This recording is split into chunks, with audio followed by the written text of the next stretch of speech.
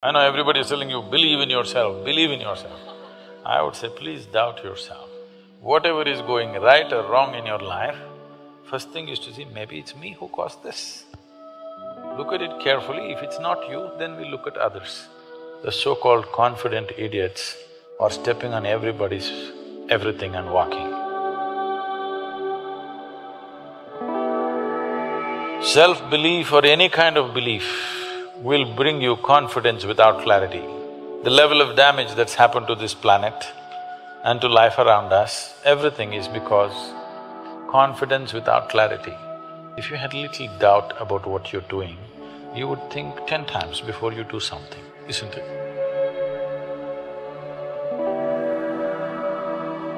That would be a sensible world. I want everybody to have some self-doubt. Anyway, coming to physiological and psychological growth, when we say growing up, there are many dimensions to a human being. There's physiological growth, there's psychological growth, there is emotional and other dimensions of growth in a human being. Most of the time, we measure growth physiologically and the next possibility is psychologically. The body is a very tangible element, so it grows at a certain pace. In some people it's mildly faster or slower, but it grows at a certain pace.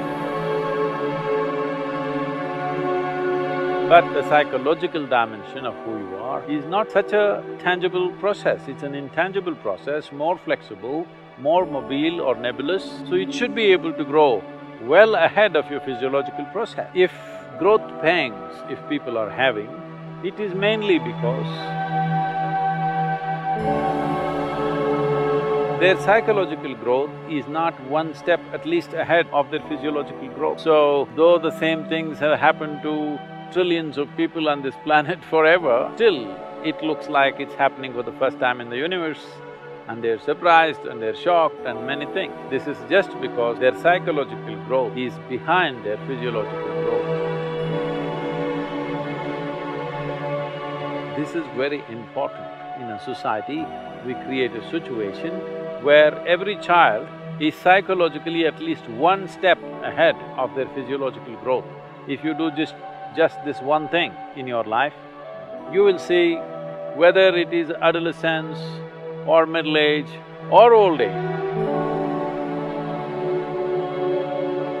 you will not be surprised by anything. You know how to deal with it, you know how to handle it, and there'll be no shocks and upheavals in your life for simple processes. Right now, people are living in such a way that toddlers are having diaper problems, teenagers are having hormonal issues, middle-aged people are having middle-age crisis. Old age, of course, people are suffering. Tell me one dimension of life people are not seeing as a problem. Life is not a problem, life is a certain process. The question is only, have you prepared yourself for the process or not? How to overcome self-doubt? 1. Practice self-compassion. If self-doubt is holding you back from taking a leap with your career or in another aspect of your life, it helps to remember that we are all human. We all make mistakes along the way and it's okay to do so. When we doubt our abilities, it's often because we don't want to make any room for mistakes. However, mistakes are also how we learn and grow. We can mitigate self-doubt and fear of failure by practicing being kind to ourselves. Number 2. Remember your past achievements.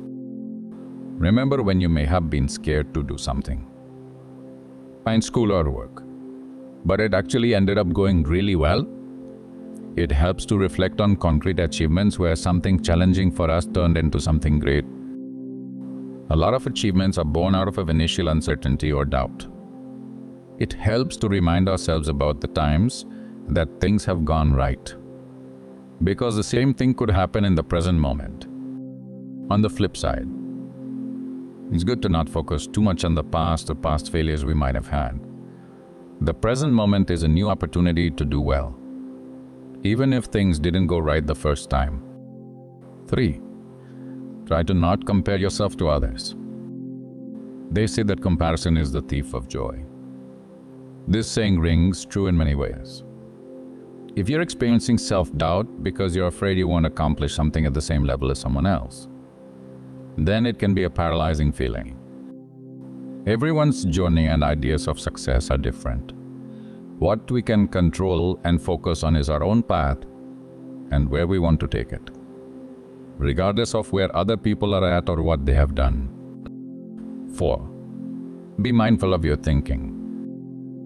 When negative thoughts begin to creep in, sometimes they're hard to recognize because we become so used to them.